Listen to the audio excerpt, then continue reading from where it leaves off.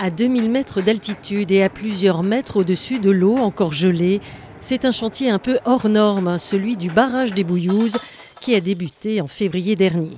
L'acheminement du matériel, comme l'enlèvement des gravats, nécessite des rotations journalières par voie aérienne.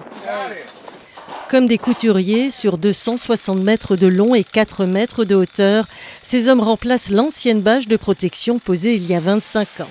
Il s'agit de consolider l'ouvrage centenaire.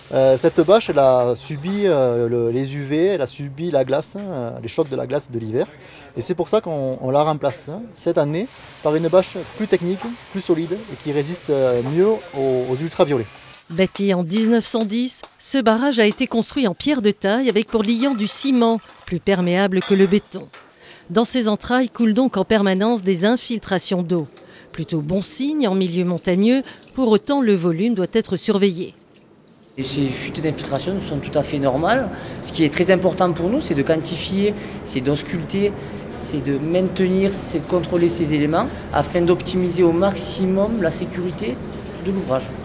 Propriété de l'État, ce barrage est exploité par la Société hydroélectrique du Midi.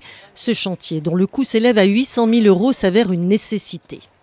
On se doit de maintenir l'ouvrage en état parce que la CHEM ici fournit l'électricité pour l'équivalent de 86 000 habitants, soit 1/5 de la population des Pyrénées-Orientales, une énergie propre renouvelable. Le chantier devra être terminé avant la fonte des neiges et la remontée du niveau du lac.